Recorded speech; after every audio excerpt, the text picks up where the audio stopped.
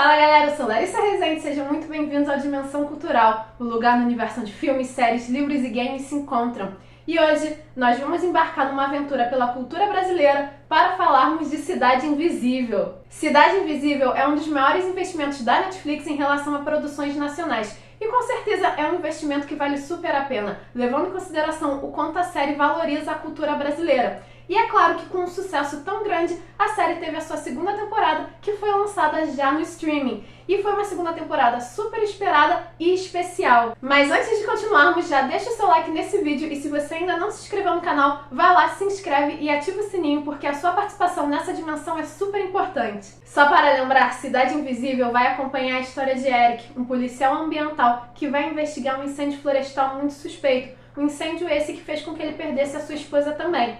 E em meio a essas investigações, ele vai se ver envolvido em uma trama relacionada com personagens famosos das lendas brasileiras, do nosso folclore, que aqui na série vão ser conhecidos como entidades. E em meio a essas investigações, o Eric também vai descobrir que é uma entidade. E assim ele vai começar a correr contra o tempo para salvar a natureza e a sua filha das mãos do Corpo Seco, que é o grande vilão dessa primeira temporada. E assim o Eric vai se sacrificar para que todos acabem bem. E assim a primeira temporada termina deixando vários pontos de interrogação na cabeça do público. Afinal de contas, todo mundo se questionou se o Eric realmente estava morto. Ele é o protagonista, ele não poderia ser descartado assim tão facilmente.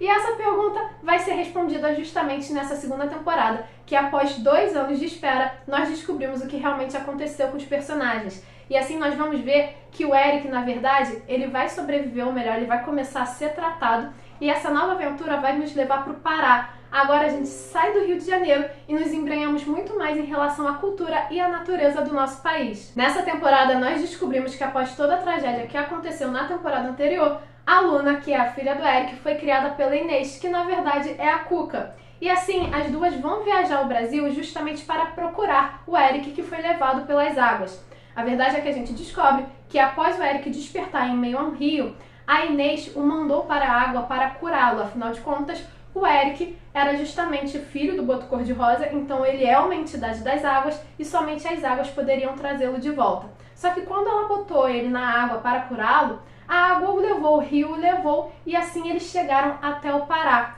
E em meio a essa narrativa, em meio a essa história envolvendo esses personagens específicos, nós teremos uma história muito maior nessa região. Afinal de contas, nós temos garimpeiros, ilegais querendo explorar uma região sagrada para tribos indígenas. E é a partir desse momento que a narrativa fica ainda mais sensível, emocionante e atraente, pois vai trazer um assunto que precisa ser debatido a nível nacional, sem falar que é um assunto extremamente atual. Afinal de contas, cada vez mais a nossa natureza está sendo destruída por conta do garimpo ilegal. Isso sem falar também na destruição, na violência e no desrespeito em relação aos povos originários.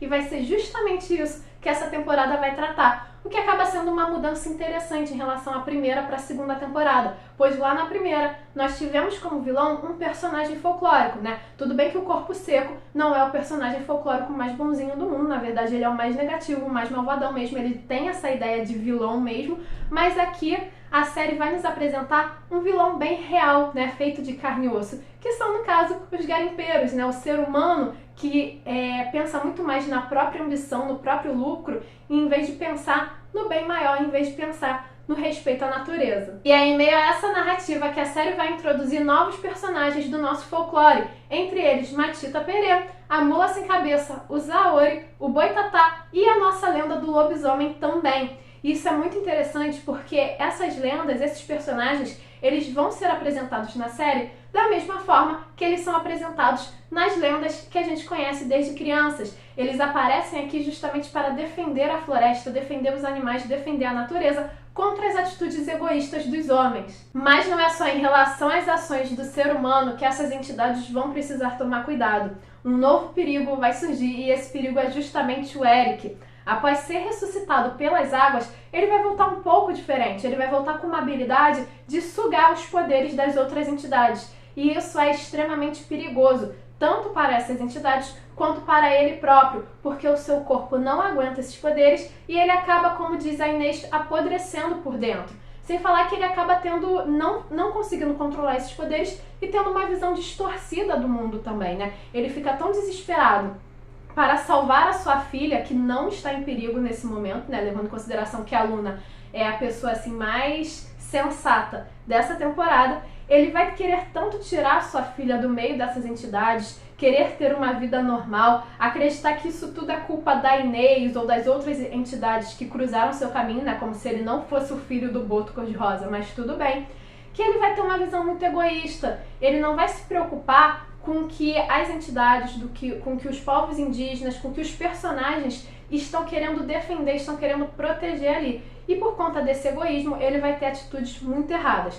Obviamente, assim como todo personagem dito como herói, ele vai se redimir no final, mas ele teve uma evolução nessa temporada bem sombria, o que acaba sendo uma visão interessante também em relação ao protagonista. Essa segunda temporada de Cidade Invisível foi sensacional e trouxe uma mensagem super reflexiva, mas também teve o seu lado negativo, na qual foi o fato de ser uma temporada curta, com apenas 5 episódios, e assim não deu tempo bastante para o público matar a saudade desses personagens, além de, pelo fato de ser somente 5 episódios, ter tido uma narrativa muito acelerada. Não foi acelerado o suficiente para ser ruim ou ser extremamente complexa, mas se o público não prestar atenção, pode perder alguma informação, pode não entender muito bem o que está acontecendo, já que os eventos acontecem de uma forma muito dinâmica.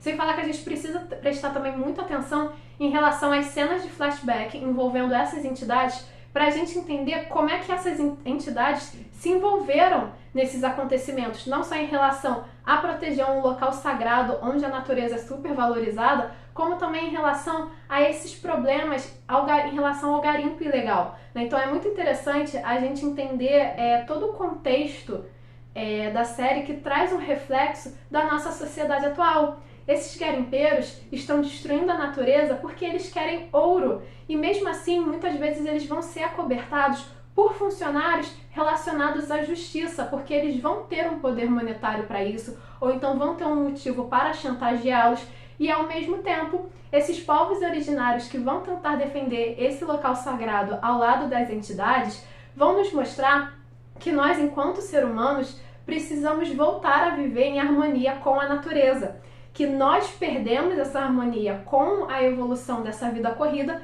mas que nós precisamos entender que nós temos que caminhar junto com a natureza, porque além disso nós somos parte da própria natureza, né? E se isso não acontecer, não vai sobrar nada para ninguém, né? Nem ouro, nem dinheiro, nem cidades, porque tudo depende da nossa natureza. O final da temporada foi muito bonito, trazendo essa mensagem muito sensível que precisa ser ouvida, né? Justamente por todo o país, mas ao mesmo tempo foi um final muito delicado e que mostra que foi encerrado um ciclo ali dentro da narrativa. Então, apesar de ter tudo para ter uma continuidade, ao mesmo tempo, a gente fica na dúvida se a Netflix vai renovar essa temporada, vai renovar essa série, justamente porque eles encerraram uma história ali, encerraram de uma forma muito bonita, com um tom de esperança, com um tom de coisas boas vindo a caminho, né? Então, pode ser que eles já encerrem Cidade Invisível, mas ao mesmo tempo a gente torce para eles continuarem, porque é muito bom, na verdade, ver uma série que valorize tanto a cultura nacional. E vocês, já assistiram a segunda temporada de Cidade Invisível? Curtiram? Qual foi a cena que vocês mais gostaram? Qual foi a entidade apresentada nessa temporada que vocês mais gostaram? Deixe a opinião de vocês aqui nos comentários e não se esqueça de curtir esse vídeo e de se inscrever no canal para acompanhar as nossas aventuras. Nos vemos na próxima!